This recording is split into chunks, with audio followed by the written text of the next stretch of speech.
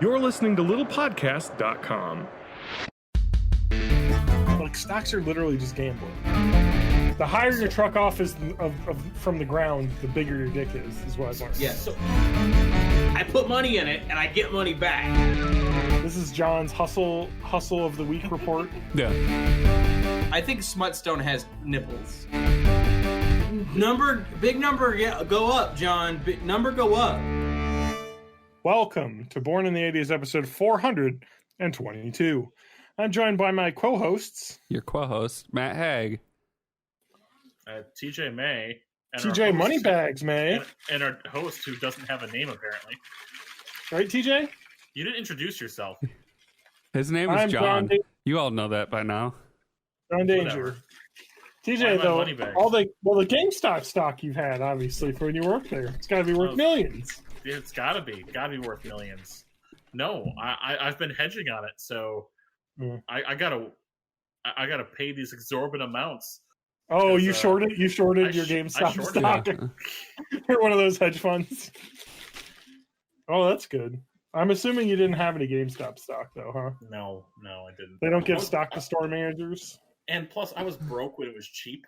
I see. So that would have been good to throw $100 in to get, back when it was $4 a share when it got me 25 shares. Yeah, would have been so nice. But I wanted to just buy $10 worth or whatever, but it's taking forever to get my money transferred to E-Trade approved because I've never traded stocks before. But this has all the hallmarks of when I bought Bitcoin just after the huge bump. I'm gonna get on there. Well, I definitely would not be buying GameStop right now because it's at $325, and I don't think it's probably going to go much higher than that. I just want to help fuck over hedge fund managers, John. I mean, if you want to do that, about the that's money. Fine. That's totally fine. I mean, I guess we kind of have to talk about this, right? I don't really understand it, so somebody can explain to me how the stock market works. I could probably explain it to you. Let me see if I can find a written. I just want to see if I can find a written explanation because I want something to read off of. So you can blame them. Just because if I'm going to say it off my head, I want to have something to refer to. All right, so like TJ said, it was $4 a year ago. So I don't know if anyone knows. This is probably by the time this episode comes out. Spanky! I gotta redo the audio. No, it's fine. We'll pick it up on the fly. Yeah, that's true. You guys talk amongst yourselves. Everyone else is mixed correctly. We just need to make sure Spanky is. That's true. I'm gonna listen. Spanky, you gotta talk though. Spanky, you gotta talk though.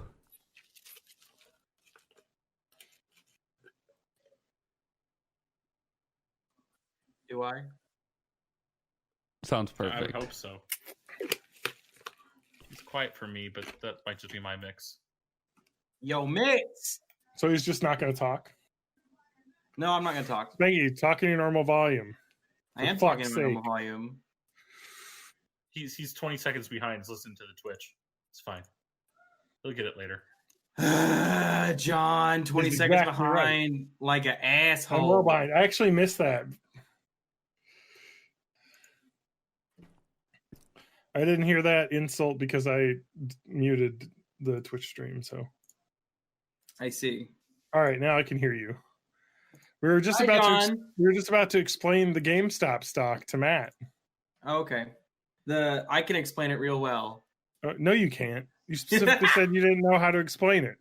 I can explain it real well. All I know, it has something to do with people having diamond hands. That's what I know. I don't know about that. Diamond hands. No paper hands. Only diamond hands. So I can explain it only because I learned how fucking shorting stock worked way back in high school. Well, I've seen The Big Short, which is also about shorting stocks, but particularly the ridiculous mortgage market back in the early 2008. I followed Wall Street Bets subreddit for about a day before I realized that they're all fucking terrible.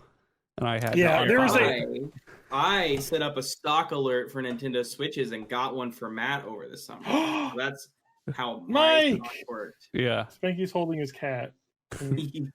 He's very cute. Okay, so here we go. I found the best explainer.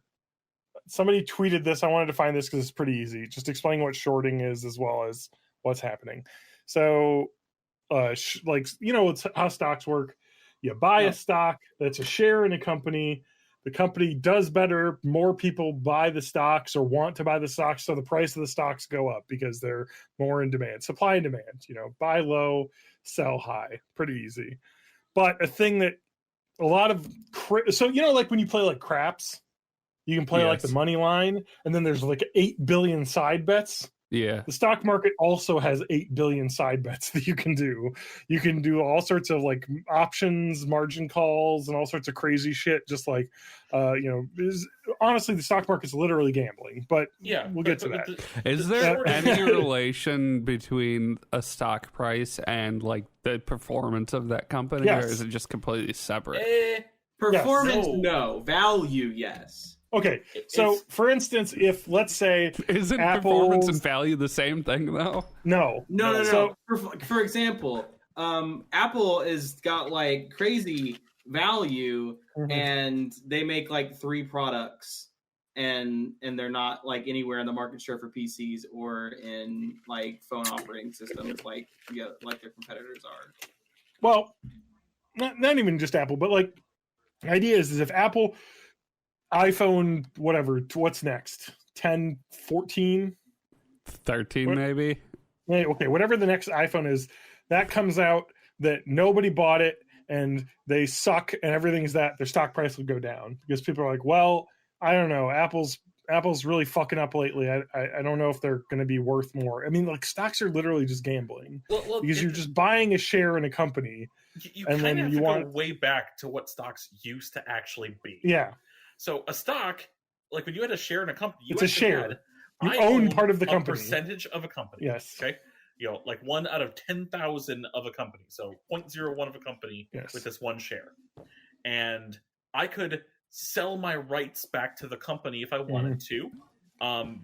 But those values, at least at the time, when you were doing it direct with the company and not through this outside market, you would be invested in the company. And then when you sold, with your stock, and when you sold it back, you would get that percentage of the company's worth back. Yeah. But then what happened is you now can own a piece of the company. That's what it's important to note that like owning a stock is you own part of the company if you own stock. And you can own it's such a small Green Bay Packers too if you want.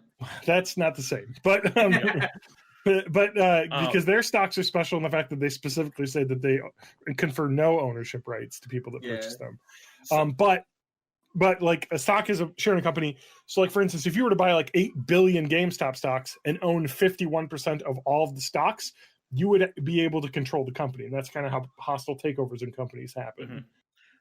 Because then you'll control more seats on their board of directors and voting for the company. Yeah, because it's technically ownership. I like have you own seen part of the company. In movies, like if somebody wants to do that, they like have to buy it through shell companies so that like people don't realize that they're trying to get a controlling share until they already do. Yeah, because so like if you want to do that and be nefarious, you could be like, this XYZ holding company is buying like a ton of shares, and the companies sell shares because they want to make money so they can buy stuff and build things. So the holding companies and brokers is what turned into what's now called the stock market. Correct. Now, you're not actually buying and selling directly back to the rights of the company to and from the company. You're now switching shares back and forth between people. And at this point, you're talking about apparent value. You're talking about, okay, I have a stock and someone's willing to buy it for $57. Someone else is willing to buy it for $58. I can sell it always to the highest bidder. Yeah, and correct. You then get into now how everything is done with bots now. But that's really important to note, is back then you would actually have to find a buyer that had and the highest someone is willing to pay for a stock is what the value would show up on the market. This has nothing to do with the financial performance of the company anymore. It's now just what people are willing to invest in it. It has It's somewhat There's- related. There's a correlation. It is not complete. It is not 100% tied. But like, because you're not buying it from the company anymore. I would say originally stocks, whenever people gave back in the day, when people bought a share of a company, it allowed that company to do better. And that part of like the relationship is gone. They still go down in price when they do poorly, but now it's more reactive.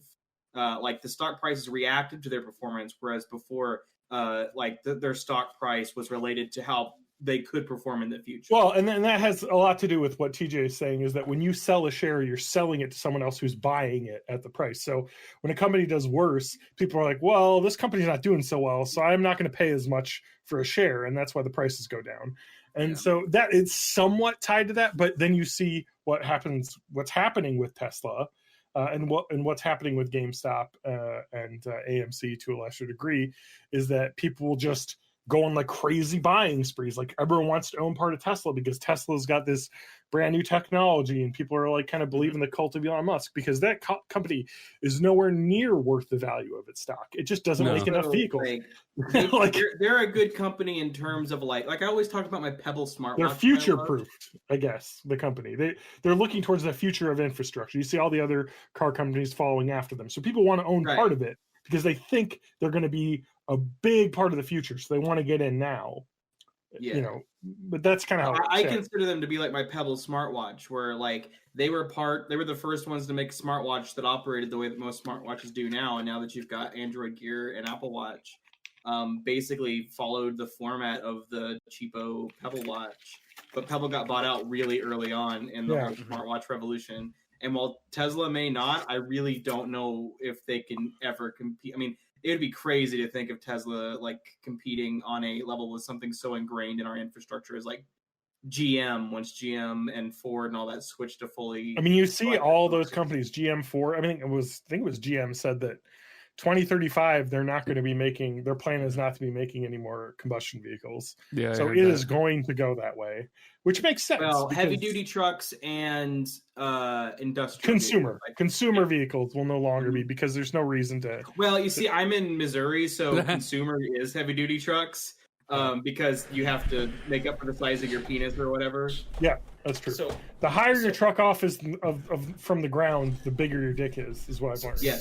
The more that your truck could theoretically pull, even though you've never hooked it up to anything in your life, the bigger your dick is. Mm-hmm. The more descended your asshole. No. So at the end of the day, what you see for value of a stock now is what people are currently willing to pay. It's the apparent value from people who want to buy these stocks. So that's why it's a little bit like gambling, because it doesn't really matter how the company's doing. It's how much people want to pay for a share of the company. So even if the company's doing bad, you might still want to buy shares because you think it's a small blip and you want to get in still. So since these broker agencies hold stocks for people to buy, people to sell, that way they're always acting as a third party in this.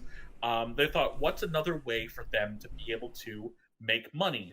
Yep. And what they're like is like, well, what if we could let people bet that the stock is going to go down?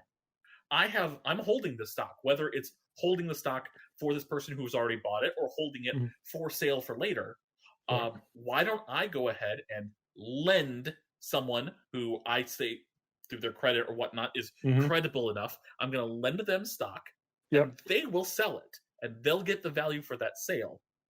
And then they have X number of hours or days. 30 days, let's say. 30 days, let's say, to buy stock to cover what they've already sold to give back to me. So my amount of stock stays the same. And if they sell, it's basically like a loan. First, like I'm gonna give you these shares.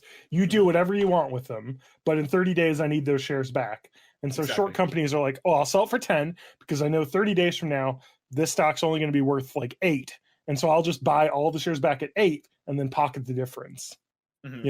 Like 10 shares. So they make. What is it? If you bought 10 shares at $10 a piece, that's $100. And then, all right, I'm going to sell them, make 100, and they're $8 a piece. So I need 10 shares. I'll spend $80, and I made $20. That's what they're doing. And the weird thing about short, like when you buy a stock, there is technically no ceiling for how high a company could be valued in the future. So you do have infinite potential, but you could also just lose what you put in there. Yep. If you sell first because you're shorting now in a short position, if the stock keeps going up, you could infinitely lose. Yeah. Yeah.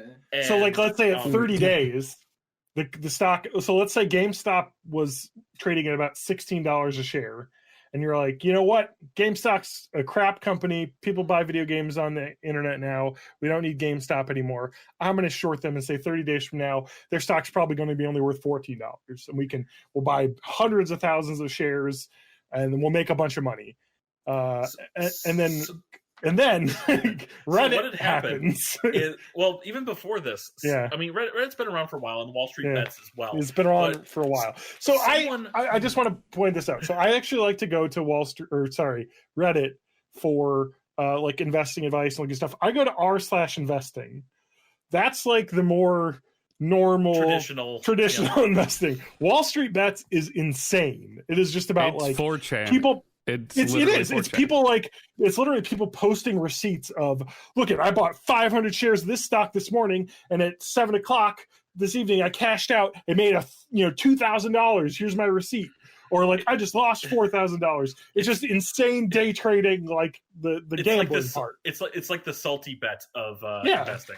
Well, anyway, someone who worked for one of these hedge funds, which is a place that specializes in short sells, had mentioned, I don't know if it was on the subreddit, but the subreddit got a hold of this. Holy fuck, we got a lot of... It wasn't that. So, okay. Just like everything with the stock market, you heard of insider trading. Insider trading is when you make stock sales or purchases based on information that isn't available to the public. Yep. So this happens all the time. It's really hard to track this because let's just say illegal. Exactly. So let's just say some guy who works at a company is like, hey man, we're going to release this new thing pretty soon. It's going to be great. And you buy stock, that's insider trading. Like, because you can only trade on what the public's supposed to know. So a lot of these companies, I don't know if this hedge fund works this way, but they have to make all their 2020. Yeah. But they make all their deals. But no, TJ, that's not insider trading. That's just something that's okay for politicians to do. Exactly. That's true. That's a very good point. That's something that people wanted to bring up because that was Kelly Loeffler all of a sudden learned something and then sold a bunch of stocks. It's a gray area because that technically wasn't anything to do with the particular stock in itself, but it's still really fucking greasy. But like the idea is everything has to be publicly known. So a lot of these hedge funds have to put because if you are paying for them or you have some money that gets used in a hedge fund, they have to post where their money is basically. So people know, so it's public. And so somebody on Redditor, or it says a Redditor on r/Wall Street Bets, noticed that there was this hedge fund called Melvin Capital. Melvin, yep. Melvin Capital had put a massive amount of short trades against GameStop. And they were like, dude, fucking GameStop's cool. This hedge fund's an asshole because shorting stocks is like a dick move. Because it's like betting that a company's going to do worse. When the most of the stock market is, I want to buy the companies that are going to be making me money in the future. Yeah. Whereas shorts is I want to make money off of failure in companies. And so it's kind of like a dick thing to do. And a lot of people that are into shorting stocks are real assholes or will complain about Redditors using their government money and bitch about and being boomers saying terrible shit on CNBC's TV broadcasts. And then that just fuels the fire even more. Exactly. Because, I mean, it's the rich elite, basically, the people that have insane amounts of money are betting that a company, ostensibly, that a lot of Redditors like or remember liking as children. I like GameStop. I can buy games. GameStop's cool. We don't want it to fail. And so they're like, hey, if we all just buy GameStop because, we have thousands of people, the shares are $20-$30 a piece, everyone buys 10-15 shares, we can do this. And they did, basically, and they wanted to make the price rise as much as they could so the hedge funds would lose billions. So I think a couple of different hedge funds, I know at least Melvin Capital was going to be losing about $4 billion. And they they closed out their short position early because I think they were smart enough to see the tide going like crazy, and they already closed out. But there's lots of different companies that were doing this as well. I think they would have actually also gone into bankruptcy, but they got a cash infusion from a parent company. So it's just like, I mean, they just lost tons of money, you know, but it's hard to say. It's not like they lost money because that money is still around. You know what I mean? It's not like it went to the fucking dealer. You know, it's just the broker that they bought it from is getting that money back now. You know what I mean? Like it's just funny. I love it. You just love to see it. It's just basically people fucking over big companies is what's happening. Yeah. Yep. And then the Robinhood stock app fucking was doing some weird shit where people use this app called Robinhood on their phones, which allows you to do stock trades. Oh, by really the way, cheap. on the Reddit mobile app, tons of Robinhood ads today. Like they're pumping money into that shit. Yeah, and Robinhood's is actually a pretty nice platform because it's really cheap to do stock trades compared to like your typical brokerage accounts, which are usually like $8 or $9 a trade, which is a lot if you're only buying like 10 shares. You know, that's a lot of money per trade. Whereas I think Robinhood's free or really close to free. You know, we're talking like cents. some very light fees here and there. Yes, very, very light fees to run that. So that's why people like it. It had some issues. There was some question about when they stopped people from being able to buy shares. I think when this was skyrocketing and people were complaining it was market manipulation because the companies they're trying to fuck over, hedge fund companies, had time to get out before people were able to buy more stock and rise the price even higher.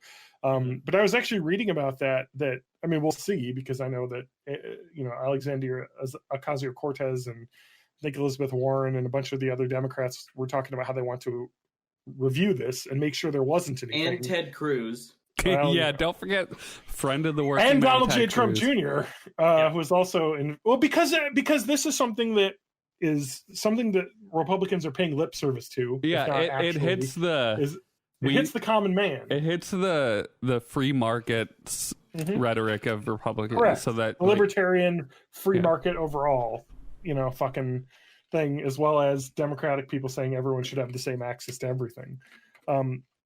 So I was reading about this, and this has something to do with what TJ was saying, is that the reason why they were restricting sales of GameStop stock is because they didn't have enough money to pay for the shares through their brokerage account because it was selling so much. Because it's like TJ said, it's not like it's like actually you have to buy a share from someone.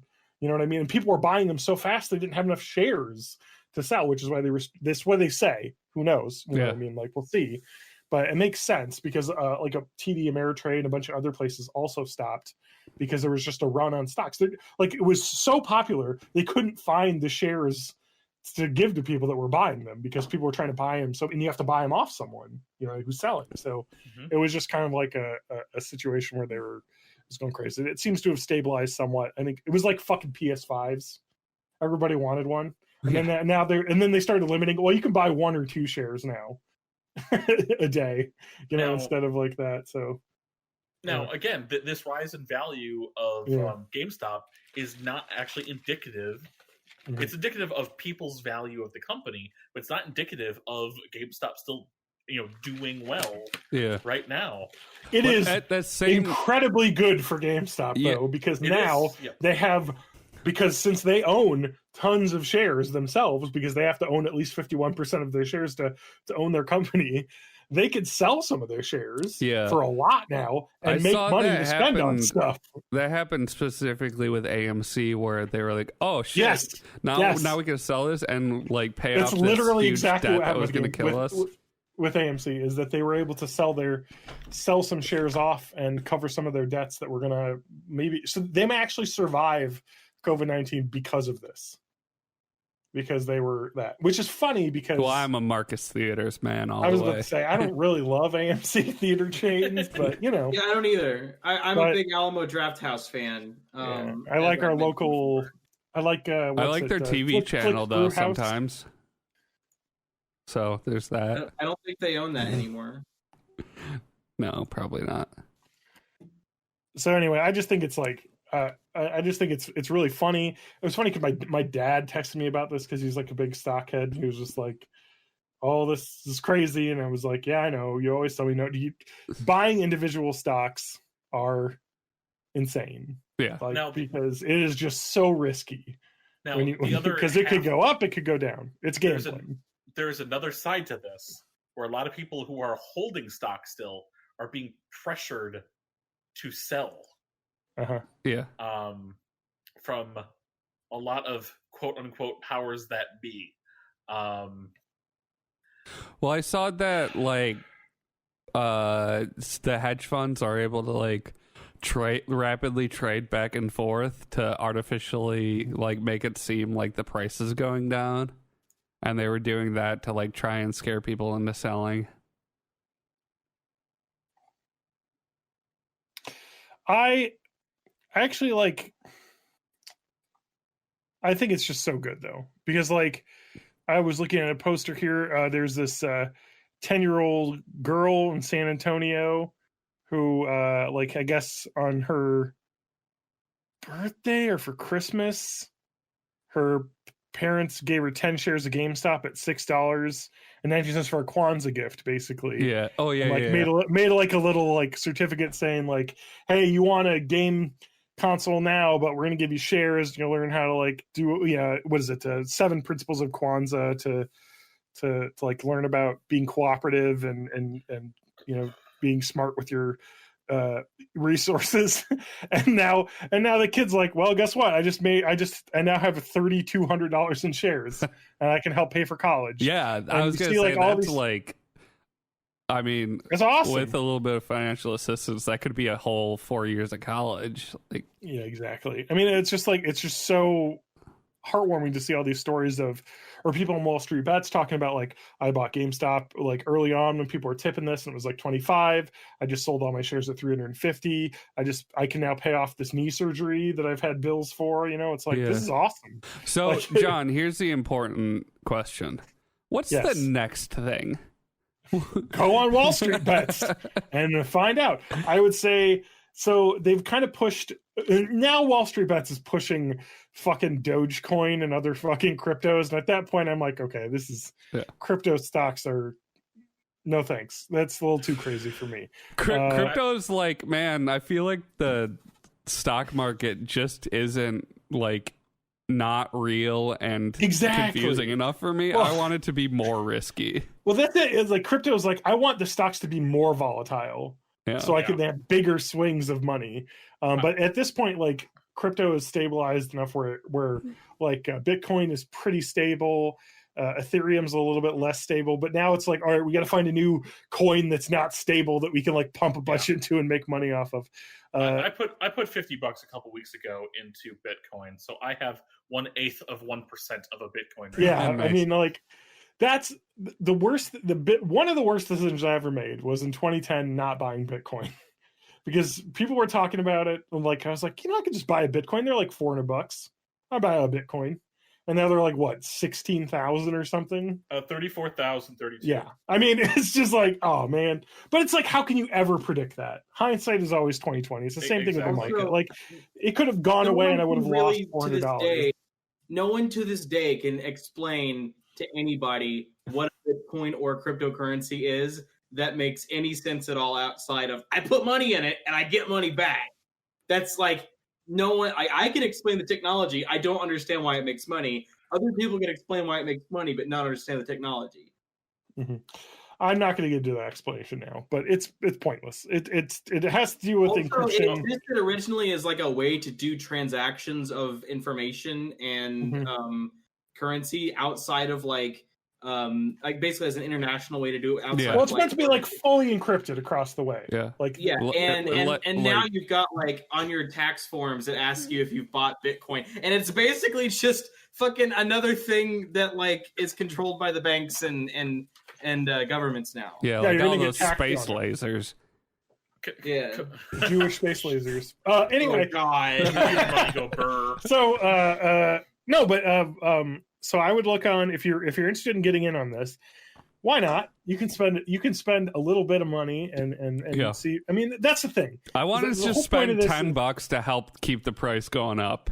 The best thing I ever one of the best things I read about this is treat it like if you went on a trip to Vegas, only throw in money that you're okay with losing, and then you'll never be sad.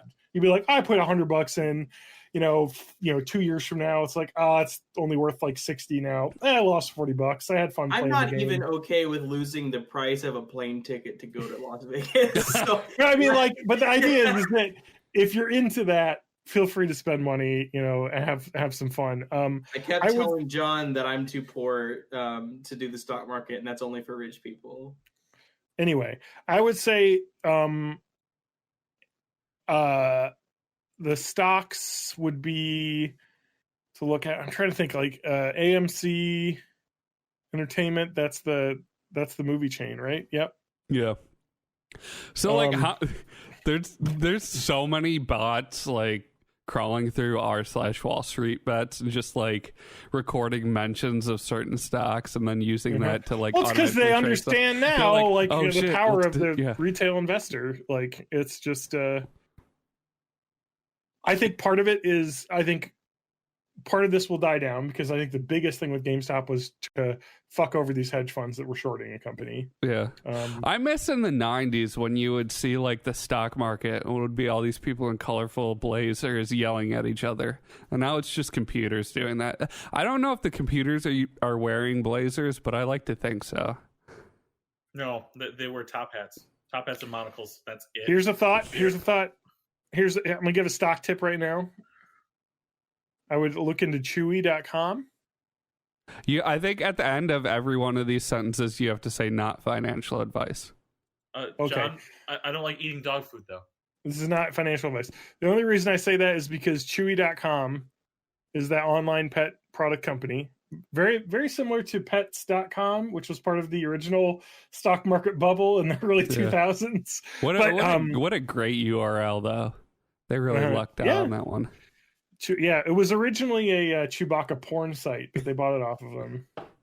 No, I was talking about pets.com. All those like original one where you could just get like a word. I know. Now everything's clownfart.sex.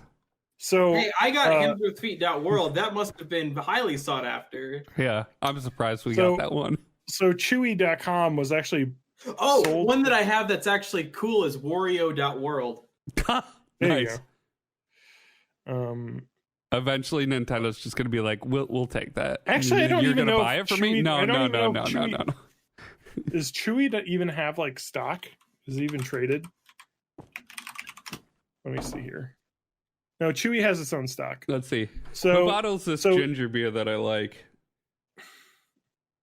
Though they may not be traded though. I mean, private companies don't have to be. Cock and Bull ginger beer. The only reason why I say Chewy is because cock. They got sold to PetSmart. They're now a division of PetSmart.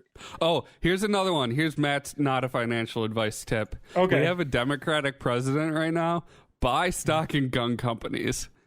Sales are going to go through That's not a bad point, actually. Under Democratic presidencies, gun sales always go through the roof because everyone's afraid they're going to take them away. What's really interesting... I mean, you should buy them under Trump and then... Yeah. But the thing is you have to buy them before the election. Oh, yeah, that's right. You're really hedging your stock buying on... Well, I heard this election's not over yet. So the lasers, the Rothschild bankers, space lasers are gonna assist the military. I think you know what's really funny. I think Anderson Cooper is a Rothschild. He's from some like super rich family, like, and I don't think it's the Rockefellers or anything. His mother was an actress. I remember that. Yeah. I don't remember her name. Gloria Vanderbilt. Oh, was it the Vanderbilts? Okay. I got an explainer for you. That's what Wikipedia is telling me. Is Gloria Vanderbilt. Diamond hands. What the fuck is the diamond hands? Diamond hands is a phrase employed in emoji form by our Wall Street bets and contributors. it's similar to what you would call balls of steel. Yeah, it's so that's like people who have diamond hands or unscratched. and you're gonna in the hold face on of to sharp this thing turns. no matter what. Exactly. Paper hands will get all cut up and lose it. So you need to have I was diamond. in a World of Warcraft raid earlier, and they were talking about hands for like different like the boss strategies or something like that. Uh-huh. I couldn't understand what the fuck they were talking about. So that this is apparently like morphed its way into general conversation outside of Wall Street Bets. Yeah, it's like at least Reddit as a whole now is all stocks. Like they've just taken over Reddit, and it's like much the way Trump being elected like injected pop culture into or injected politics into like normal pop culture stuff. Like that's happening with the stock market now. Mm-hmm. So another thing, 420.69. This is a novelty price at which many r/Wall Street Bets users put their standing instructions to automatically sell their stock at when it hits that price. So GameStop did go past 420.69 for a little period, and then went back down. So, are people going to push for Herbalife? The only reason why I think Herbalife would be a possible thing. So Herbalife, the like fucking aren't they pyramid scheme kind of thing? That they are. I was say, aren't they? An MCM they fought. They're not a pyramid scheme because they will sue you for defamation. Okay, sorry. It's like it's an inverted triangle. Yeah, it's a funnel. So there's a bunch of really rich people that have put huge shorts on their stocks in the past. So maybe that would be a target. I don't know why, because I don't think people care about Herbalife like they did GameStop, which would make sense. Power to the players. But like,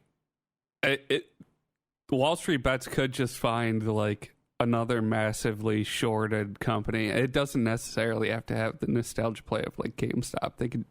All they have to find is like a similar they just want to fuck situation. over big hedge fund companies. Yeah. Well, and in a lot of ways, this is like the libertarian wet dream of like, oh, you don't need to regulate hedge funds because we just found a way to profit from taking hedge funds down, and that's the free market, baby. I understand how. Okay, here's how Robinhood makes its money. So, stock trading app that is kind of fun. People like it because it's got like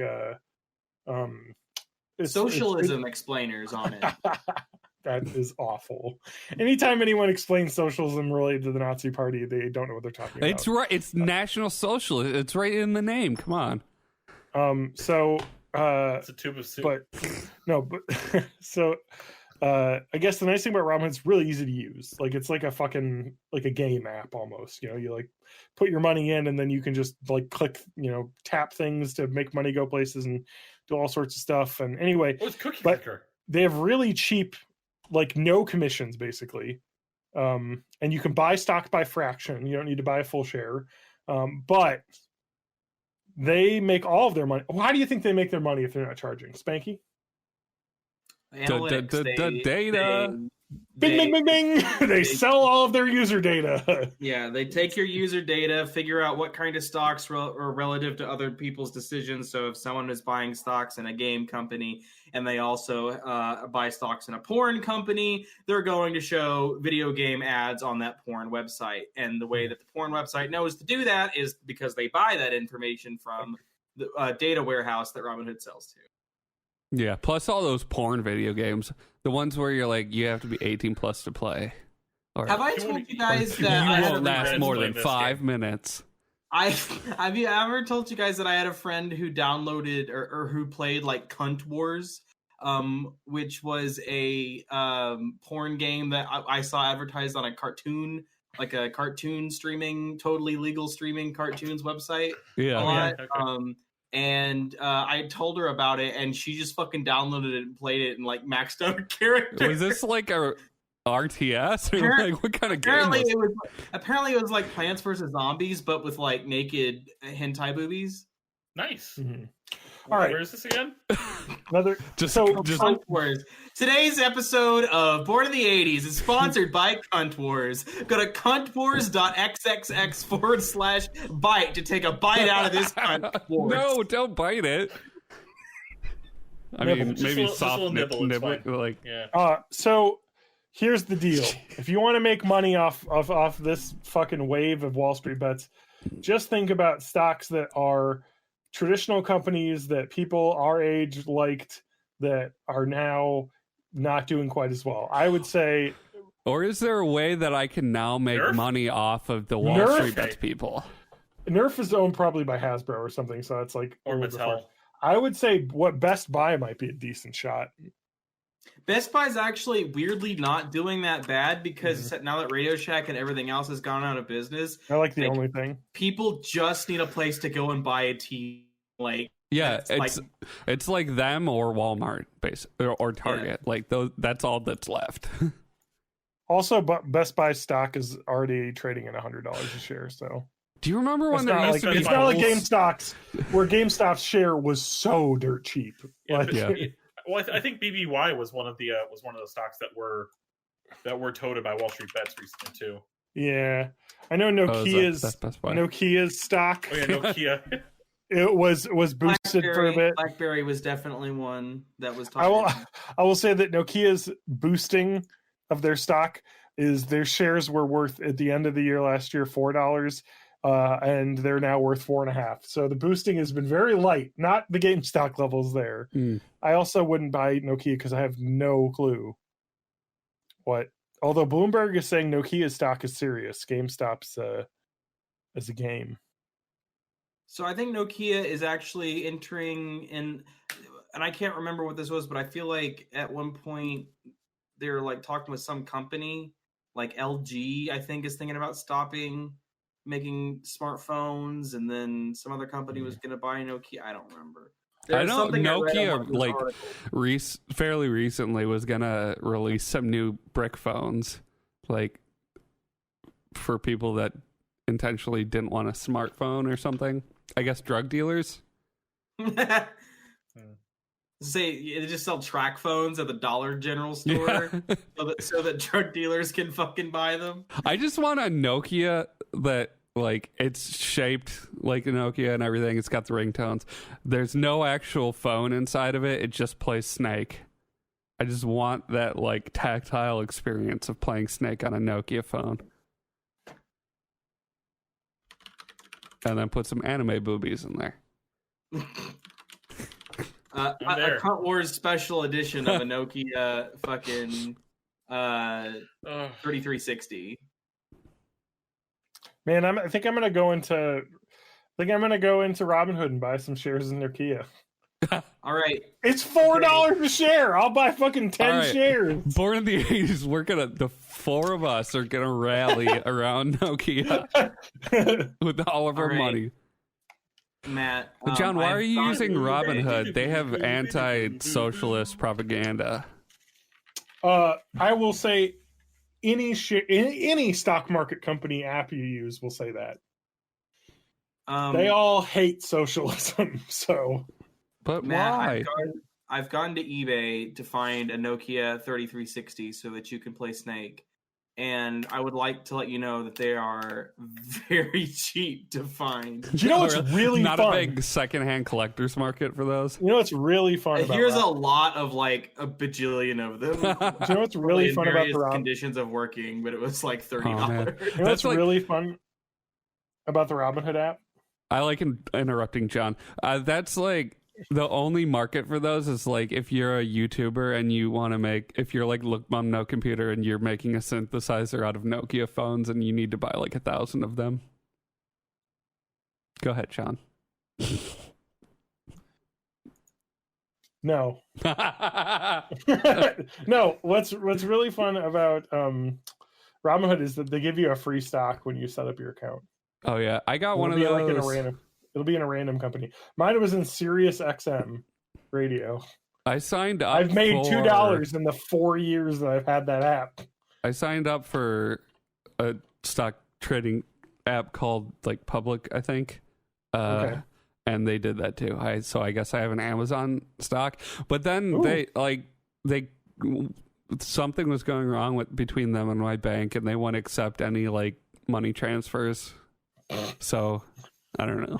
I'm just trying to buy some meme stocks, and I don't know how to do any of it. I kind of want to buy some Nokia stock, though. I didn't realize Nokia is actually like a real company still, but I was looking in. So is BlackBerry, and Nokia actually like owns a lot of like network infrastructure. Yeah, stuff. doesn't BlackBerry do stuff like that too? Don't they like? Anyway, corporate there's level the shit? thing is that the real advice I have is that any of these things is a crazy wave, and you could either ride on top of it or get crushed into the coral underneath if you get something wrong. So don't. No, this one's not a bubble. Wary. This is Be the one that's wary. not a bubble. Be wary about spending a lot of money. But like I said, like, you know, when fucking Nokia stock is $4 a share, I mean, you could buy like 10 shares, maybe it'll go up to $200, and then you'll make like $180 for doing nothing. You know, like, why not? Or, you know, who cares? You lose it, like, whatever. I wonder how my Betterment account is doing. Actually, okay, so actually what you're going to want to do is you're going to take your money out of your 401k, take a loan out, buy some investment properties, right? You know, set them up real cheap, rent them out, you know, and then use that rental money that you're earning to buy more properties. This is John's hustle of the week report. Yeah. I'm a TikTok hustle. What you got to do is you got to leverage all of your debt and then accumulate more debt to leverage and just keep going like that. And then ... profit. So what you do is you take out a lot of life insurance policies on yourself and then die. Or do you really die? Think about it. Exactly. And then the money goes to your beneficiary, and then a new person shows up. You know, and this really works best if you already have dual citizenship in another country, because then you can move to the other country, you know, accept the goods, because then, you know, you're going to lose your social security number when you die, of course. And it's hard to get another one. I mean, you can probably find a guy, but yeah. Anyway, mean, you just gotta find, like, I don't know. There's for undocumented people. There's like a market for like illegal social security numbers. You just have to find the right people to talk to.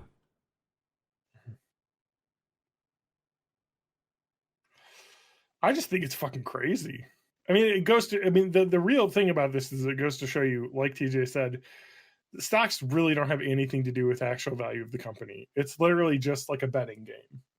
And that's what this is kind of showing. Because people are like, well, the stock market's doing good, so the government, the president must be doing good. And it has nothing to do with that. No. It is just a fucking funny money factory. Yeah, under when Trump was still, it seemed like he was going to get reelected. People were like, the sitting president never gets voted out when the economy's good, and the economy's doing great right now. It's like, motherfucker, not for me. Like, I don't know how you measure that, but it seems pretty shitty to me. The economy was not doing well. It actually shrank by 3.5%, is what we've learned this week. But the numbers go brrr. But the stock market didn't go down. But the stock market is not the economy, as we've shown. Yeah, it has nothing to do with the actual value. Big number, go up, John. Big number go up. Mm-hmm. Number go up. Yeah, my 190,000 hours playing Adventure Capitalist has taught me. Oh no, I'm gonna start playing that again, aren't I? I hope not. Actually, I have room in my phone. I can start it again. What I suggest that you should do is ask me before you do so. And I'll send you a link for you to get some free management for 17 months of your stuff. But go to betterment.com and use my link code. Use my link code. Use my link code. And use that as a way to invest, because they I guess invest mostly in like exchange traded funds and large. I wonder if Cunt Wars is publicly traded. Maybe like their parent. You'll find out their parent company is like 10%. So here's a good point. So like. My Betterment account, I just have their regular core strategy. They 23% of the money I have with them is in the Vanguard ETF, exchange traded fund, which is just total stock market. It is just every stock as one. So when the stock market goes up, I make money. Yeah, it's very low risk. That's like I think Warren Buffett. I heard an interview with him about that. Where you just make money. Like you basically just evenly distribute to every stock. Yep, and there's no way you can lose. It's not like a rocket, but it'll continuously go up over time. Well, it's like playing roulette, and you put money on all the pieces or a large enough amount of pieces that you'll lose some on some, but you'll hit big on others, and you'll eventually make money because the stock market, unlike gambling, doesn't have a house advantage. There isn't a double zero, so you'll eventually make money. Like I have had a Betterment account open since it was right before I wanted to buy a house. It was like probably 2015, 2016. So it's been like 5-6 years, and I have made $2,000 on it just for putting money into it. Can I have your money? No. Okay. But you can have this tip. So give a man money, he'll eat for a day. Tell a man to use betterment.com and my referral code, and they'll eat for a lifetime. No, but I mean, the idea is that I made this money basically by just putting in $125 every month into this. You know what I mean? And it's just a small enough money where I was like, I'm not going to notice this, and then it just earns, because stocks, not only, depending on the stock, not only make money as you buy and sell them, but they do things called dividends. And so certain stocks, like Walmart is a stock that does this, and other stocks, but they give money out to their shareholders. So like the company actually pays their shareholders part of their earnings. So those are really good to get into if you want to make passive money, because if you buy a bunch of Walmart stocks and every quarter they'll pay you a dividend. For me, it's a very small amount, obviously, because I don't own very many shares, but you just I haven't earned that much. I've earned $400 in dividends over the last 6 years, which is not very much. But when you think about splitting that over 6 years, it's $75 a year. But my free Amazon stock is up 0.04%, so I made a penny. Nice. But it's just like that's the sensible way to invest. That's what I'm not telling anyone to do that or to brag or anything, but it's just to put a small amount of money on something that is very diversified, and then you'll just slowly trickle money over. You use Yoda, and instead of just giving you a normal interest rate, they turn it into a lottery system that's about exactly the same thing, but it feels a lot more fun. But what I should have done is, instead of putting $125 a month into Betterment, is I should have saved it all, put it into GameStop stocks, and then 3 weeks ago, and then sold it now. Well, and then you make so much money, you hire a team of engineers to develop a time machine, and then you can go back to the beginning of Bitcoin. And then make real money. Yeah. I don't know. I mean, it's just I think this is at least my advice, the sensible way to play the stock market is to look at investment funds like Wealthfront does them too, and things where you're just earning little bits each month, but it adds up over the years. You know what I mean? It's just nice to have that. I mean, because this is just, for me, this is just like a savings account. This just has a higher interest rate than a regular savings account, because I don't need this money now, but if I needed it, I could sell it. And although it's not liquid because it's an investment account, so like TJ said, it's digital. Again, when I want to get out of this, they actually have to find someone to buy the shares that I own. So that could take some time. It could take, weeks or 2 weeks to get all my money out of it. So it's not really like a savings account, but it's just, this is like a deep savings account to me. Where it's you can do that. Or it's like a certificate of deposit rather than a savings account. Fucking dude, I hate CDs. I used to have one of those. Certificates of deposits are nice because they give you a nice return, but I it's had one of those for for like saving up for college when I was a teenager. Yeah. I mean, like a certificate of deposit is basically you give money to a bank and say, I'm not going to cash this for a year. Yeah. And then they give you like an interest rate higher than normal in a savings account because, they basically don't have to give you the money back for a whole year. Let's make but the interest rates aren't that good. They used to be a lot better, but I mean, you can thank the government for lowering interest rates like to the fucking floor right now.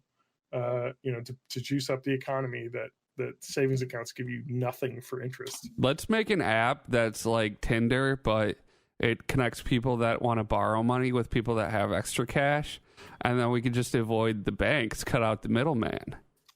I think the other great thing is that also through Betterment, this is an ad for Betterment. I have they have like a savings account too that just has a better interest rate than my bank, so I just put money into this too. Yeah. But I'll tell you, guess how much money I made in interest to the month of December? 69 cents, baby. Nice. I just got 69 cents. I literally just noticed that now. I got 69 cents, baby, for the month of December. Hell yeah. So I have looked into the creator of Cunt Wars. Right. What the? Well, okay, this isn't a real thing. It's a real thing. Hooligart, HOOLIGART.itch.io. They have an itch.io account with all the games they make. The games include I gotta look this up. Oh my god, Cunt Empire. Yeah, so they have hit. I had to open up an incognito thing so that I could look at it. It's just itch.io. Come on, man. No, I went to cuntwars.com. Oh, I don't know if it's hosted on cuntwars.com. It may be. I'll just tell you, if you go to cuntwars.com, it is extremely explicit right off the bat. Oh yeah. Let me see. This is the game. It seems I think to be. this is it. Yeah. It says Unity Web GL. It is. It is. Perfect. John's going to share his screen right now. I will not. There is wow. active fellatio happening. Look at right that now that purple demon lady. What? Wow. So can you explain what this is? Is this is this the new World of Warcraft? Is this what you're telling me? Yeah, so Cunt Wars 18 Plus is a turn-based tactical role-playing game with an impressive hentai component, various graphics, as well as very interesting gameplay, and without the juicy details of battles led by players. Okay, Beauties will storm fortresses and dungeons, breed monsters and evil wizards, and also regularly pay attention to their favorite commander. He must only improve their characteristics in a timely manner, purchase armed forces, and just as closely monitor the situation and time separately. The rest can try their hand at battles against tens of thousands of real players. You know, okay. I know what you're I just thinking. want to read the bottom. You're thinking that sounds great, but I'm really more into collectible card trading games. Smutstone is. I was about to say. I'm looking at the bottom list, and they have a bunch of lists of other apps. We've got FAP Titans. Mm-hmm. Yeah. Pussy Saga. Yes. We've got the aforementioned Cunt Wars. Smutstone. Yep. Poker Sluts. Slot Bitches. Yeah, slot bitches. Sex Gangsters. I'm seeing a really clear like naming convention here. My favorite one is this the new Neopets? My favorite one that I've seen here is Cunt Empire, which it's build your porn empire with hot models. So rather, let's say that you are a lonely person who needs to relieve your sexual tension by going on the internet and looking at sexually explicit images. Instead of just doing that, where you're viewing something that pornography like actors and filmers and crews or whatever have put together for your consumption, you can play a video game where you are the person who puts together these things. And I'm wondering if this is a social experiment to make people who want to consume porn understand the people who actually perform the porn dislike it, or if this is not an actually realistic representation. No, there's no way this is. This doesn't have like union breaks and stuff. Guys, I'm playing Fap Titans. Just give me a sec here. So you're telling me, Matt, that you don't think that Cunt Empire is sex workers association approved? Yeah, like you're not gonna be like making budgetary decision about like the craft services table or anything like that. I'll say that the icon on the itch.io page is a man on a couch with money flying around in the background, receiving fellatio from one woman. A second woman just straddling, I believe. Yes, that is a dildo. It looked kind of like a shoe in the screen, and then a third woman just on the ground, upside down, in squirt position is what we call that. Yes. God. I want to just mention that Wars.com is stuck loading at 90%, and I'm very furious that this Unity thing. Don't worry, it happens to a lot of guys. Actually, doesn't it for a lot of guys load to 100% immediately? And then, yeah, that too. And then it's closed. It depends on what sort of psychological. I guess if you're on SSRIs, if you're on an SSRI, sometimes it never loads completely. Yeah. Sorry. Oh God, the fellatio is happening again now that I've reloaded the page.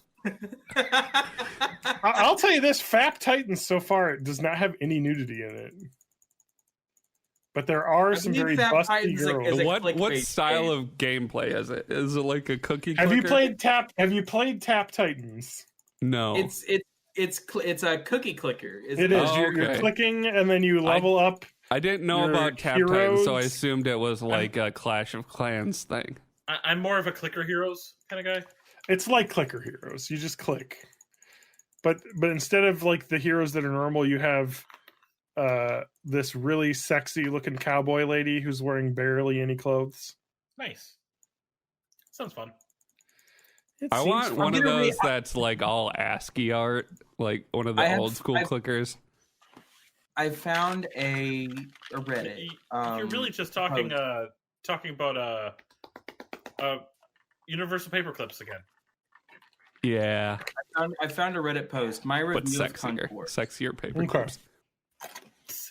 It starts off, what the fuck? I thought this was fake. Going to try playing it now. Be back later if I haven't any updates. If you don't hear from me, I've been virused. Edit.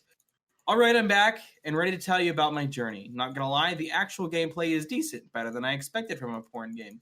But my main problem is that this game didn't have any fucking porn other than the loading screen, the transition screen, and the character icons. But even those were just still images. I wasted 16 minutes of my life playing this shit, holding my penis, waiting for sweet, sweet release, only to come to the conclusion, I think that he didn't come to the that this game doesn't have any fucking porn. It's so fucking stupid. Gameplay-wise, it's like Clash Royale. It's a turn-based RPG combined. 6 out of 10 on gameplay.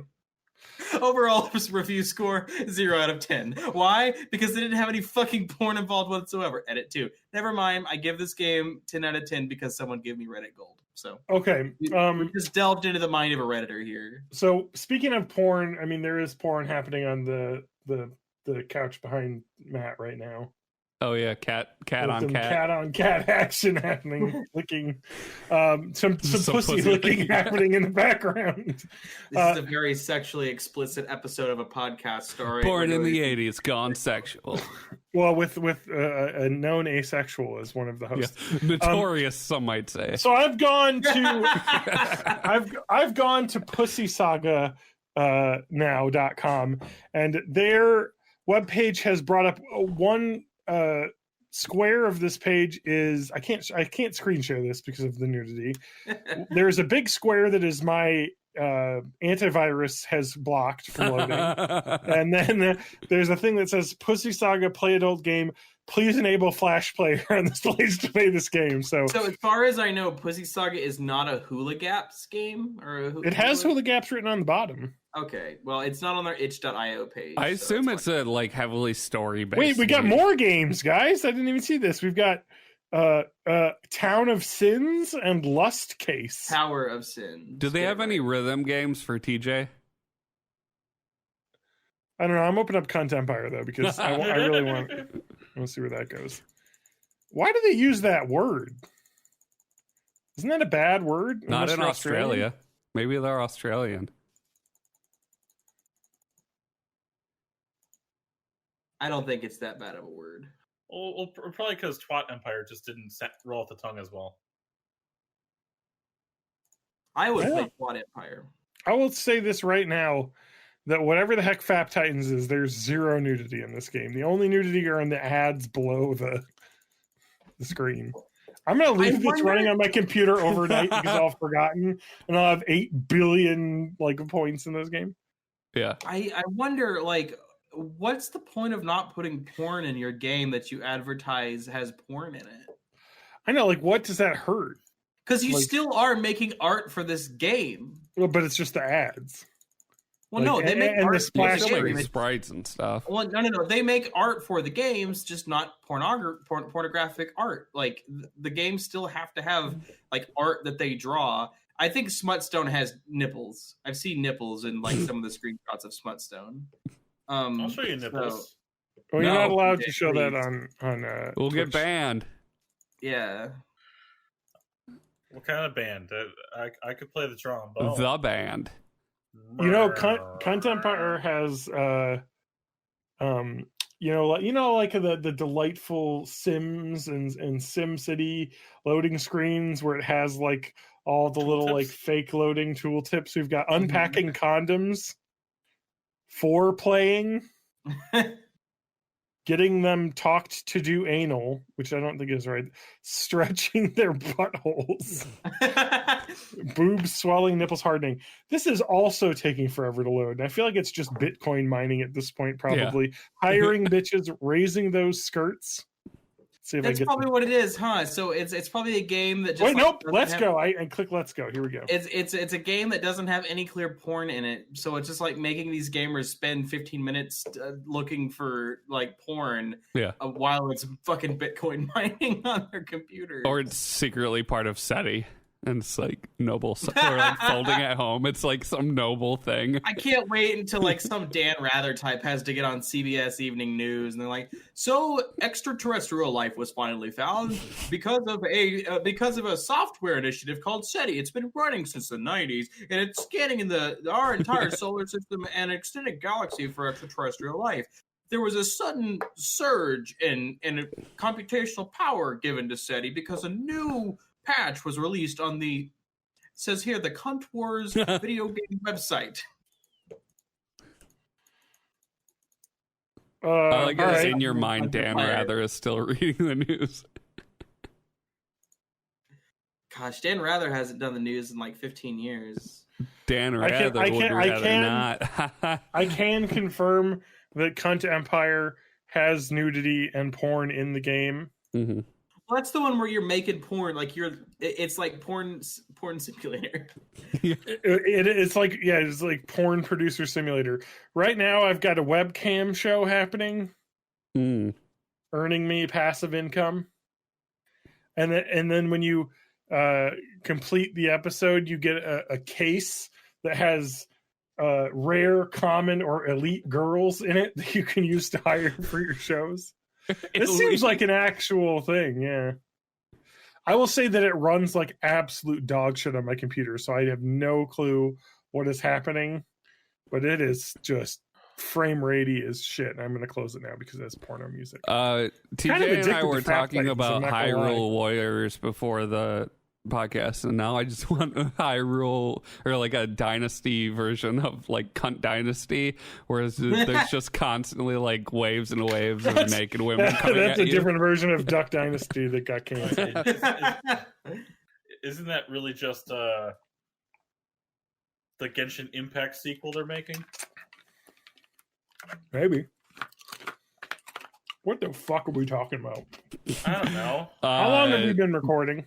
I don't know. Enough. We could stop early. I don't know. About an hour and a half. I gotta go on twitch.io to see what itch.io. No, it's twitch.io. I'll die. Hour 16 on Twitch, so. All right, this is. You know what we should do is we should record a podcast for 24 hours straight. do a marathon. Yeah. I don't even And like you raise guys money for that charity. much to do like 3 hours. Spanky, I bought a vacuum cleaner before we started the podcast. Oh, What the this fuck will does be a that good have to do with conversation. anything? Well, they were talking about fucking Dynasty Warriors. Yeah, How but long- like last podcast, you let me talk for fucking 15 minutes about some dumbass car shit. I'm not falling for this trap. Hey, Spanky, how did you total your previous vacuums?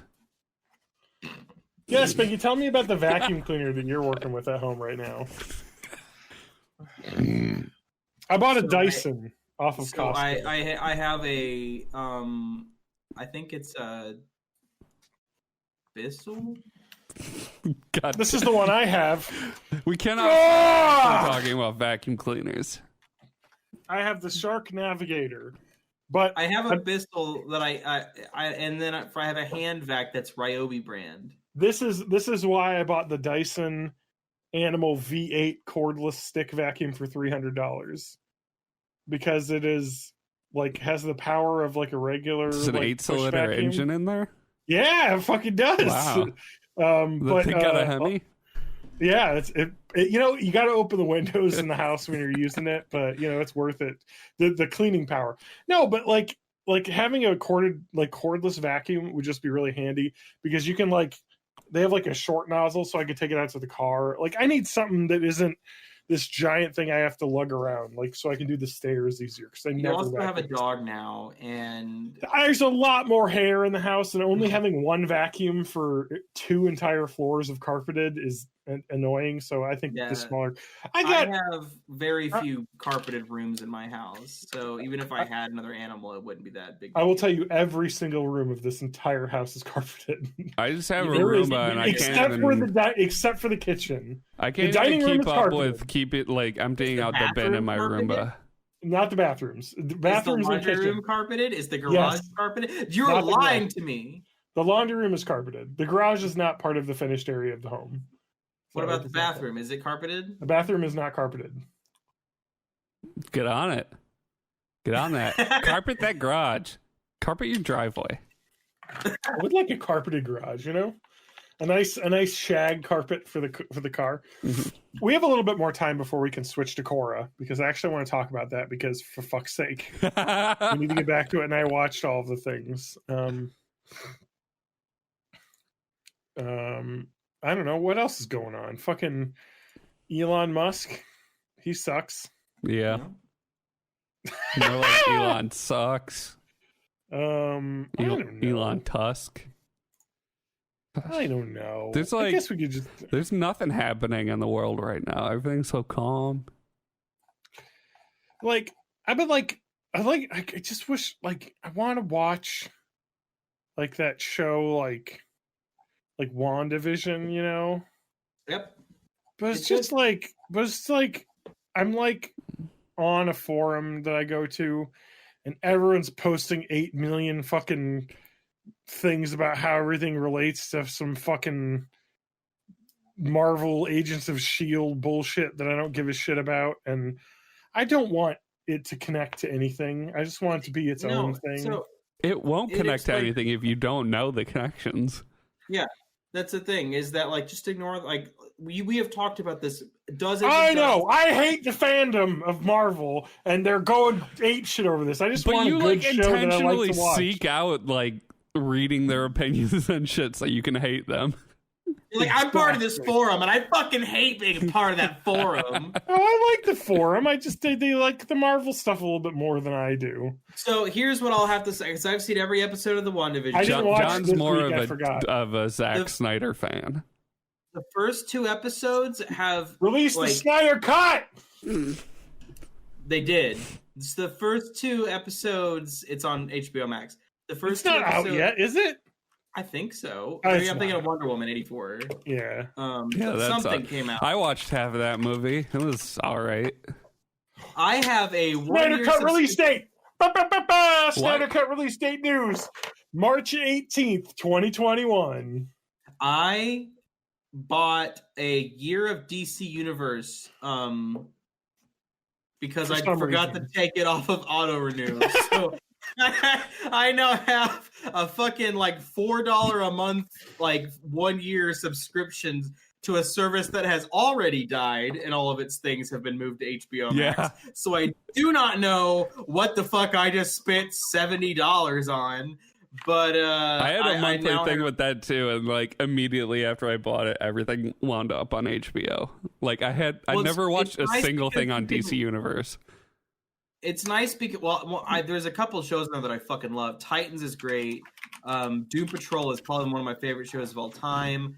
The Harley Quinn cartoon is really good. Doom Patrol and the Harley Quinn ones were the one, so that like made me sign up for it, and I still haven't gotten around to watch them. There was another one. Oh, and then the new seasons of Young Justice, which was a show that got canceled in like 2012 that I watched. That they brought back for DC Universe. Those were all good. The problem, of course, was that nothing else on it was worth buying, and people weren't buying it because it didn't have like people wanted to get HBO shit. And there were people who definitely, like me, wanted DC Universe shit, but Warner Brothers owns both of those streaming services, and they needed to financially make sense out of that shit. So one of them had to die, and it was going to be the one that had less appeal. What I don't know is why I'm still paying for it, but I am too lazy to unpay for it. So that's where part of my 600 stimmy is going to fucking Warner Brothers to give me a year of a defunct goddamn subscription service. So speaking of defunct subscription service, did you see that the WWE Network has been purchased by a streaming giant? No. Was it Peacock? It is Peacock. Peacock has purchased the rights to the WWE Network, and starting on March 18th, Peacock will be the streaming service that will stream the WWE Network. They bought it. This has something to do. I mean, the WWE Monday Night Raw has been on the USA Network, which is owned by NBC Universal, for over 30 years. So, they're going to be on there. Now I'm going to have to get a Peacock subscription because that's a fucking good deal. Peacock is free. If you're going to watch it live, it's free. Not the WWE stuff. The WWE stuff will be $5 per month for their with ad service. Or $10 a month. Premium membership includes commercials and costs $5, while a Premium Plus membership is ad free and costs $10. That I don't think you guys know what premium means.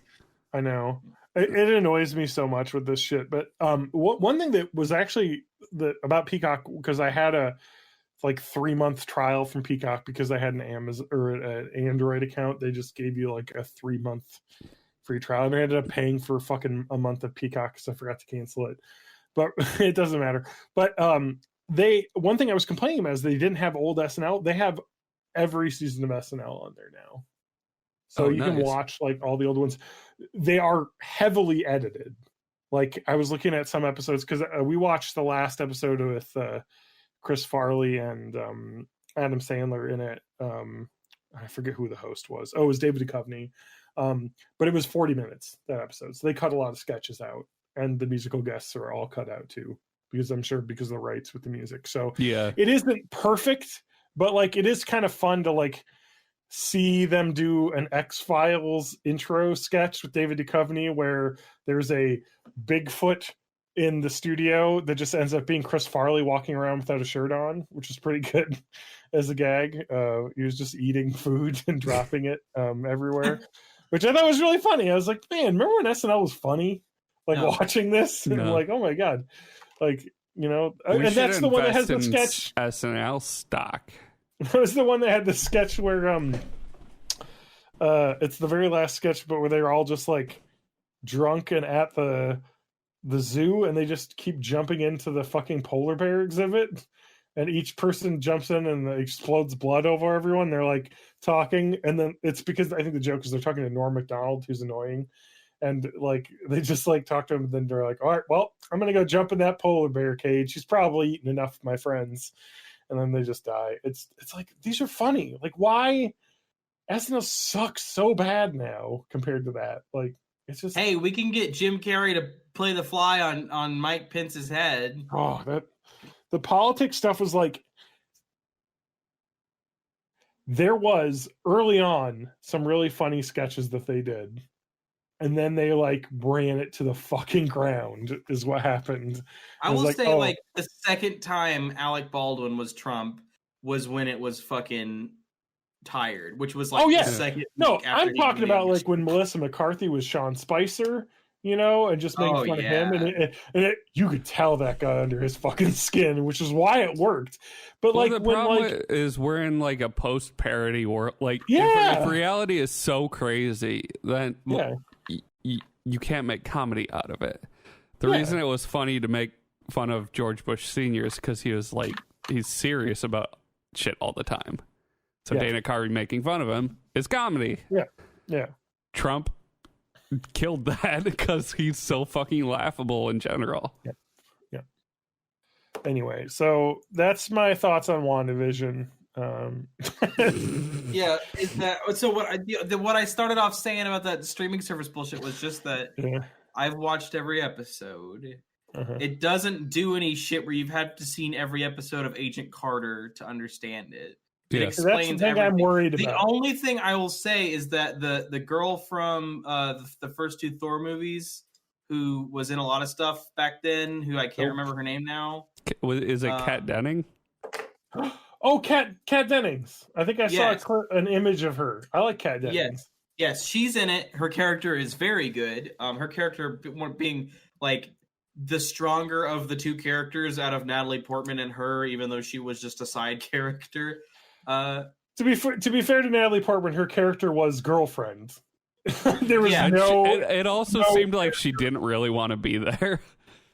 Like she didn't have a personality. Which is funny because now that she's gonna be like Mighty Thor in the next Thor movie, it seems like she actually finally wants to be in these fucking Marvel movies. Hell yeah, dude! Chick Thor. So is that the Love and Thunder one, or is that one after that? I think it must be the one after that because Love and Thunder, I think, is still. No, I think Love and Thunder is whenever Mighty Thor first happens. I was about to say, I think it might be like the changeover. Yeah, that we're going to see. So because I think Thor is going to become a part of the Guardians of the Galaxy. Yeah, correct. Because he just goes by Odin's son in the comics. Correct, I guess. because the lore of Thor is the guy who holds the hammer, or the person who holds the hammer. So if he doesn't want to be Thor anymore, he doesn't have to be. And he's got his cool Peter Dinklage axe now. He doesn't need that hammer. Exactly. He doesn't need to be fucking the leader of the, what are they called? Asgardians of the Galaxy. The Asgardians. The Asgards. Oh man. I will say the best part about all of the fucking MCU thing was making him fat for the entirety of and Hemsworth specifically said they wanted to have a training montage where he got thin. Yeah. Like real Chris quick. Evans said, "I'm quitting Captain America because it sucks staying fit all the fucking time for these movies." And Hemsworth said, "I'll be Thor if you make him fat," and they did. And he's like, "Now you can't make him get skinny because then I won't play Thor. If you want me to continue playing Thor, he's got to have a gut." And so they gave him one, and that's probably. So what they were going to do, though, is even more than that, is that they were going to have like, him be fat as a joke, and then kind of get into shape a little bit. Yeah. But then he was just like, "No, this is too funny. He just needs to be fat, but throughout the whole thing." And it worked because it's funny. Like he's still got his superpowers. Why does he have to be ripped? Like he can still fly around. Like I just loved Fat Thor, and the fucking Marvel movies. They're so annoying in some respects. It's so like corner shaved off. But there's those moments like Fat Thor that just make me laugh and make me be like, I'll watch the next one. Yeah, there's just enough good stuff in there. And I'll say that like WandaVision is the first two episodes of WandaVision are very much its own thing. Like, oh yeah, the first three even really. There's like the last part of the third one. There's a little bit of references to the fourth one. Things. It's called "We Interrupt This Program," and it very much is about what's happening going on outside of Wanda's sitcom. Yeah, because the comic book storylines that I've read are that she's kind of an insanely powerful being that has trapped things inside her mind palace, basically. Yeah. And She's there's something she's crazy basically going like on a here. god that can't deal with the death of Vision, so it's like manifesting itself in which this I think thing. is kind of a cool concept, and it was a really cool. People really liked that whole arc in the comics a lot. So I'm looking forward to seeing what they do with it in the series. And at least so far, like I've only seen the first 3. I forgot to watch the episode on Friday, but I've liked it. I just hate the fandom that is just like, oh man, it just reminds me of like the show The Leftovers, like where it's one of those mystery box shows, like kind of it's produced by Damon Lindelof and all that, but like the whole point of the mystery box is there's nothing in it. Yeah. And that's kind of the whole point of that show, basically, is the moral of that show. And that's what I really like, because it really deconstructs that, because it just throws all the shit out that ends up being like, this is all red herrings. Like, But did they ever like that's the whole point of that show. Did they ever explain how the polar bear got to the island? That's in Lost. Yes, that's But where did the smoke monster come from? The story of Lost is that J.J. Abrams didn't write past the pilot.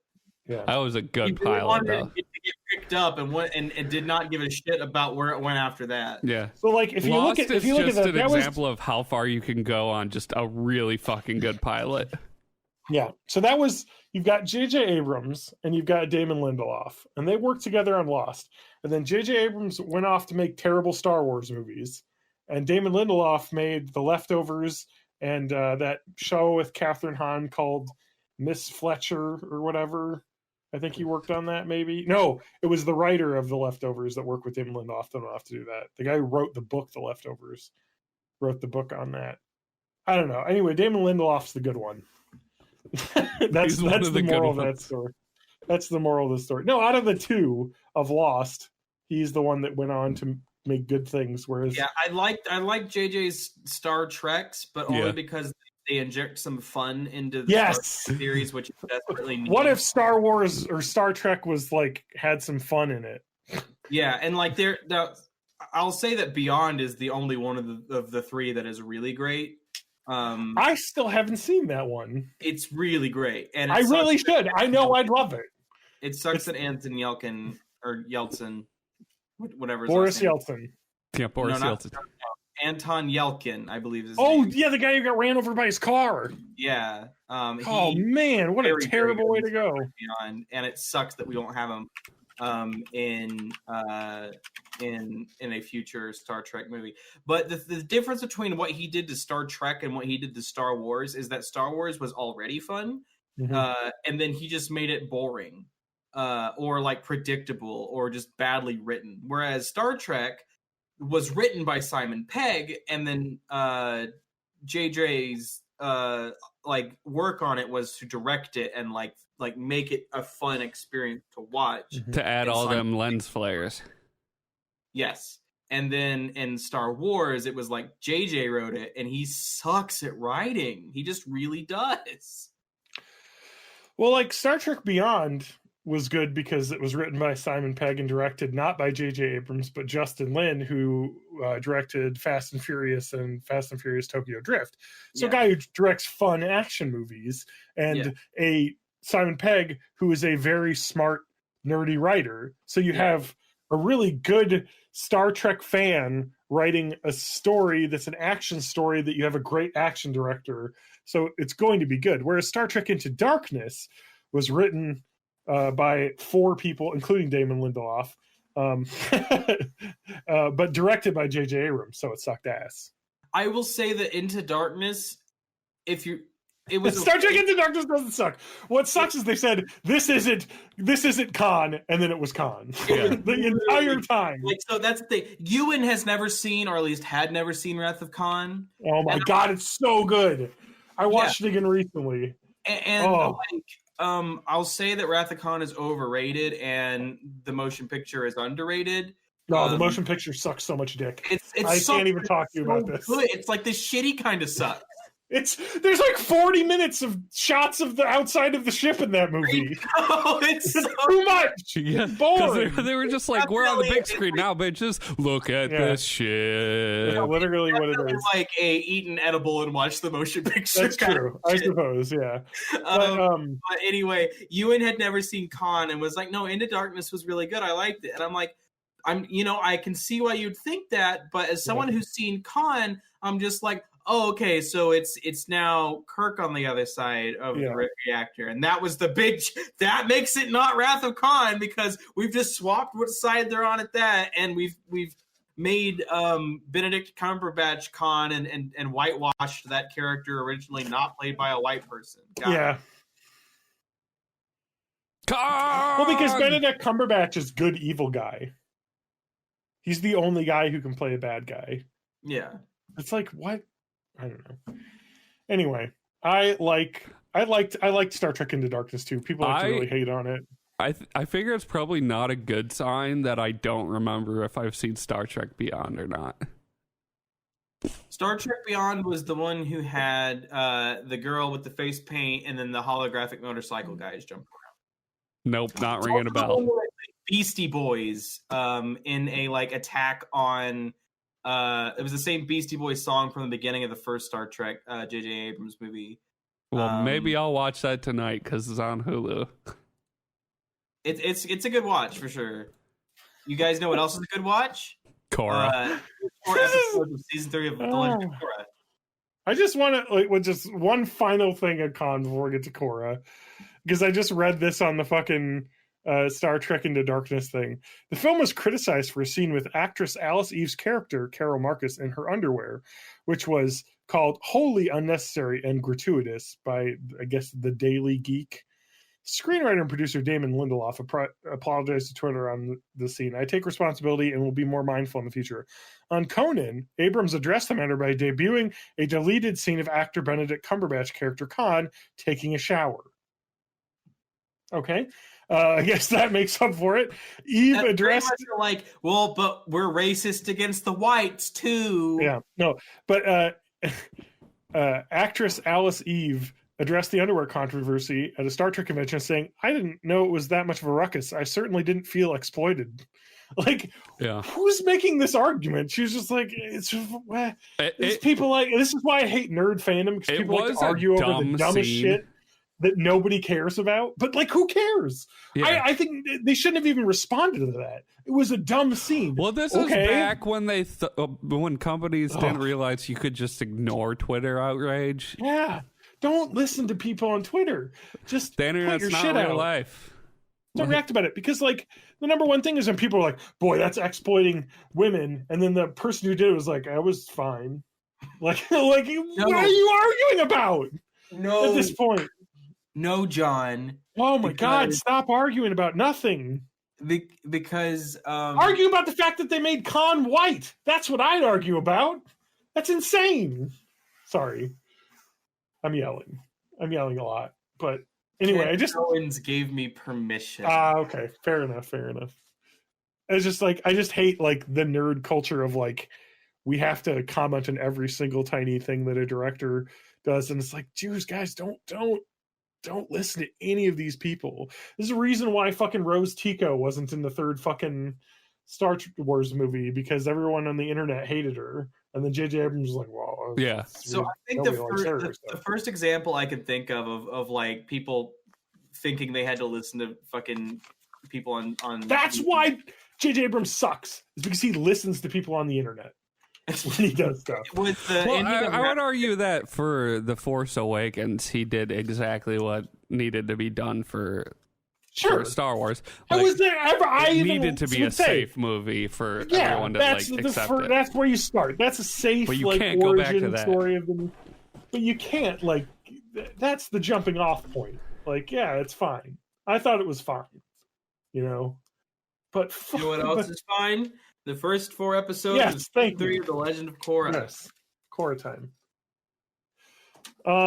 So let's. So I want to change the way we do these fucking recaps, because me going through the wiki of every episode and explaining every plot detail is annoying. So what happened in episode 1?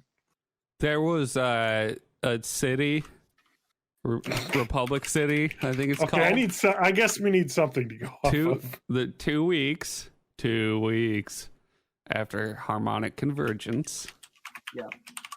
Basically, Korra. Can I get a short recap? The scene of Korra traversing through this viney, what looks like dank forest. And the dankest forest.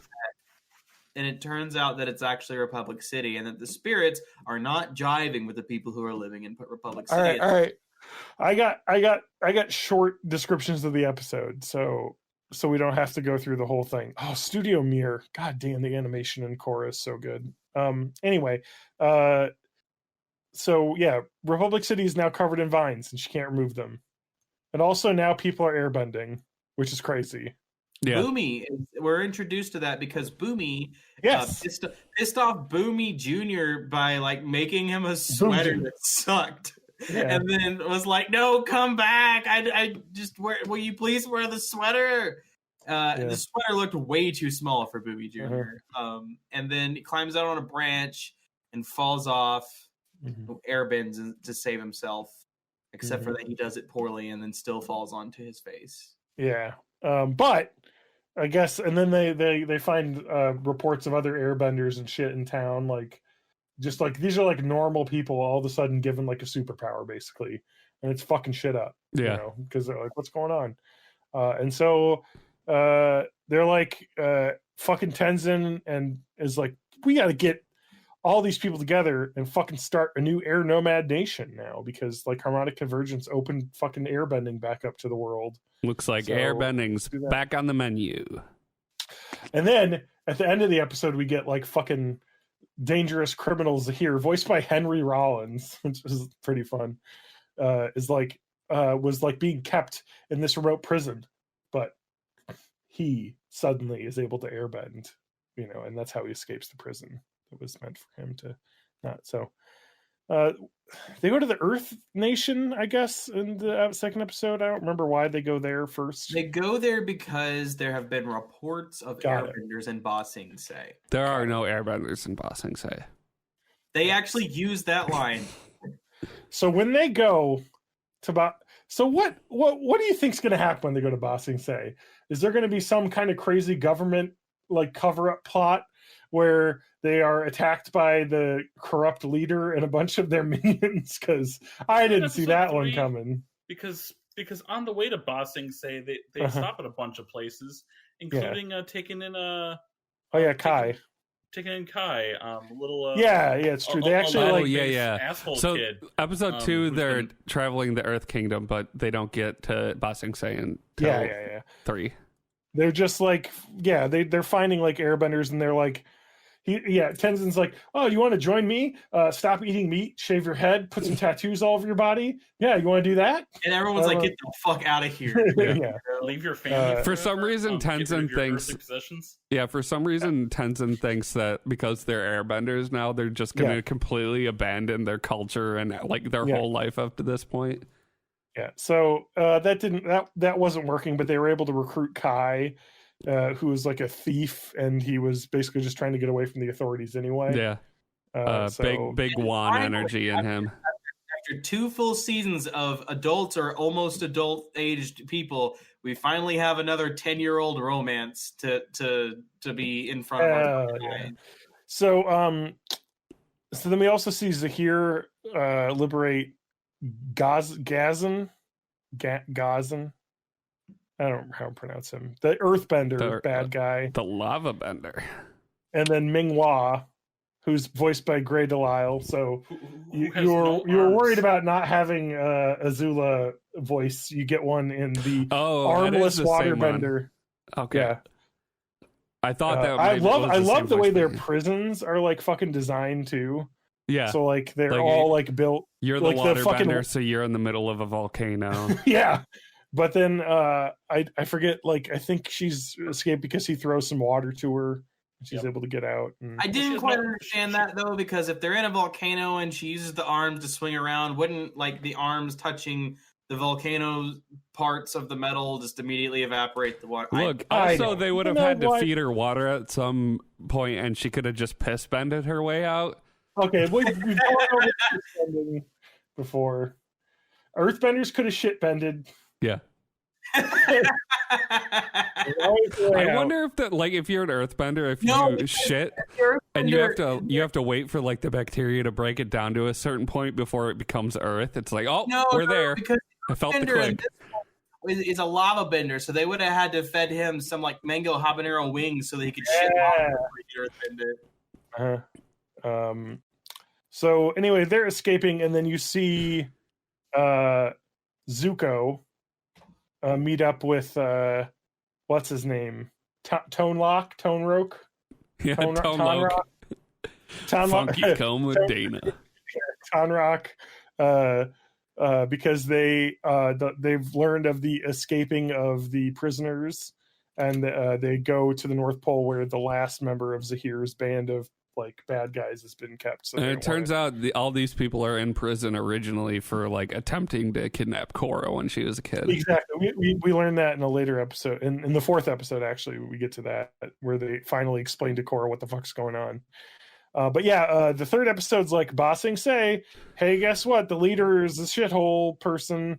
And what's funny about this one is that in Avatar, the leader was completely harmless, but he was being like manipulated by his like military leaders. And in this one, the opposite is true, where the leader is actually a huge danger to like society. Yeah. And it's also his daughter. And there's a rumor that she ate the bear. Yeah. I'm sorry, I forgot what happens in this season. Yeah, this is an interesting season. There's some. It. I was about to say threads, but I don't remember all the little details. So like, rewatch. I'm just scrolling down and reading this, and I was like, oh yeah, this is the. They go to the Earthbending Kingdom, and they find the people that can metal bend. Mm-hmm. Who you may remember some people that were metal benders from the first Avatar. So yeah, there's some cool shit that happens. I forgot this is like the Earth Kingdom like season. So yeah, there's some cool shit that going on, metal bending and whatnot. But back into 3, yeah. So like, there's just like a bunch of shit going on. Like fucking Kai immediately escapes and steals money from Mako and Bolin. And they're like stuck in the sheep town, and they actually stumble upon their family, basically. The lower ring, yeah.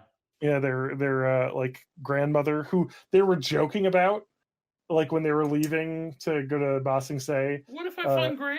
Yeah, he's like, what if I find Grandma and you're not there? And he's like, fine, I'll go. And they literally do exactly that, and it's funny because they look exactly like all. And their his family didn't know that their parents were dead. Correct. Yeah, because they died in I think a car accident or something like that. Really early on. I remember him saying they died when we were young, but I don't remember if they went into the details why. Murder suicide. I think it was an accident or something that happened when they got to the city. So it was really tragic, and they were on the streets. But assassination. Anyway, it was a Benoit situation. They were killed by Joe Chill.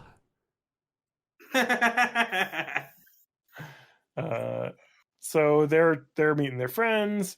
The fucking Dai Li are basically just capturing all the airbenders, basically, and turning them to serve in the fucking army. And then at the North Pole, Zuko and Tonrock go with like Desna and Eska, and are like, we gotta like stop them from getting the fucking firebender who's been in this secret prison in your territory that we haven't told you about. I love that whenever they went and told Desna and Eska about the secret prison, Desna's response was, "We had a secret prison we could have been throwing people into this whole time. I want to throw my tailor in. He always gets my cuffs wrong." Yeah, they're just really like, they're not evil, but they're very evil. I like that they're still like the somewhat evil, but like. Not like conquering the world evil, just like they're kind of evil people, like like their attitudes and personalities just are kind of evil, and they're in control of the North Water Tribe still.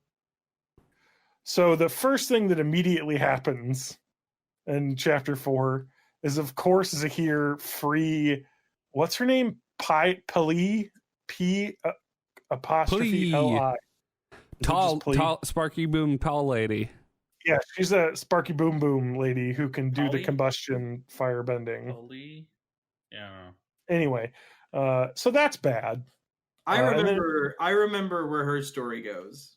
And then Bossing say, like, Lin Beifong shows up and is like, you need to fucking go, because the people that wanted to kidnap you as a child, who they said we tortured them, which is interesting that they cop to torturing prisoners. It was extreme interrogation. We tried to get the information out of them for like 12 years or however long it was, they said, and they didn't talk. So they actually don't even know why they want Korra, and we don't even know why they wanted Korra.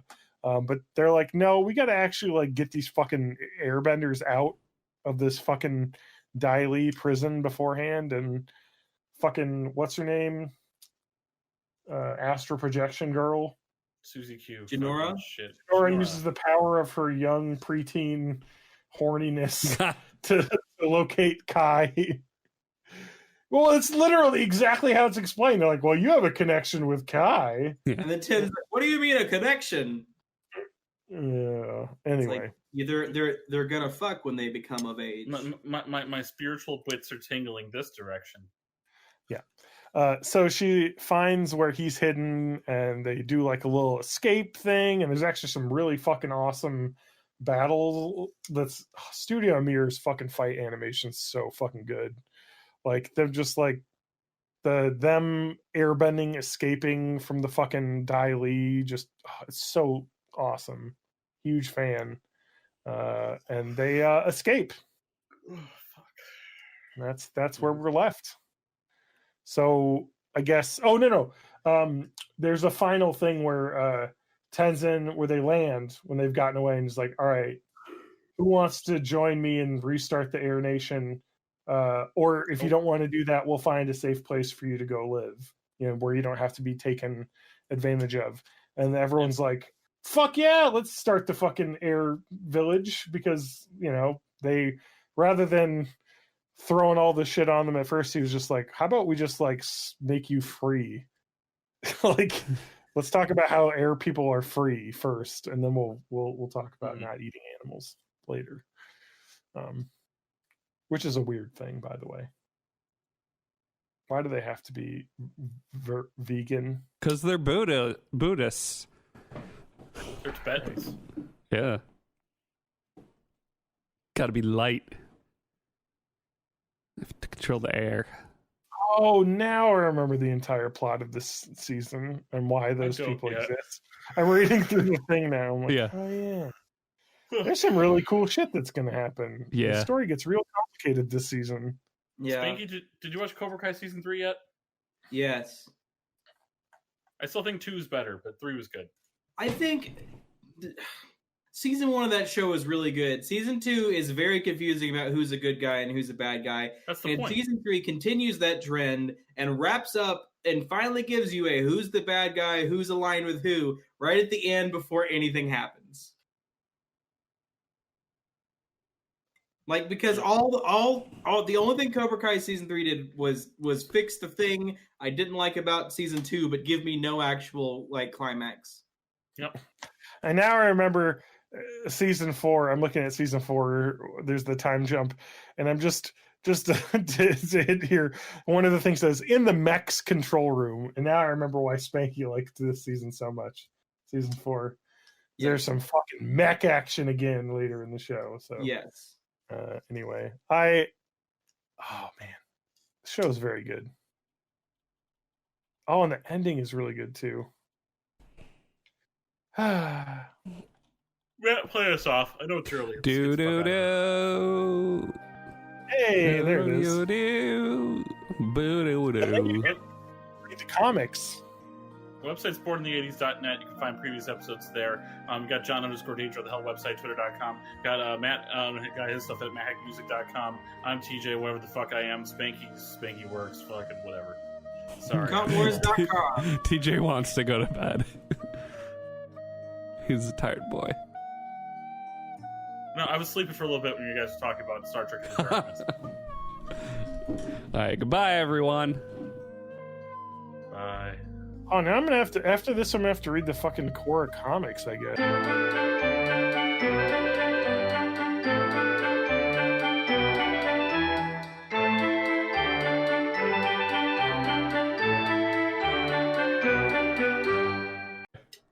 because he has retail rating night on Saturdays. Well, that sucks. Tell him to quit that game. Well, like back when we were doing BFA, like when we were rating in retail, it was like Saturday afternoons, which was great. But now it's Saturday nights, like 7 to 10. So he won't be done for another hour.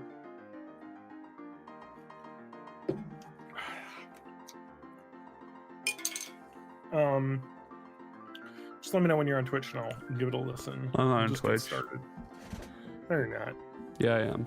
Not on my Twitch. Well, your Twitch is slow. Woo-hoo. Oh, it says you're online now.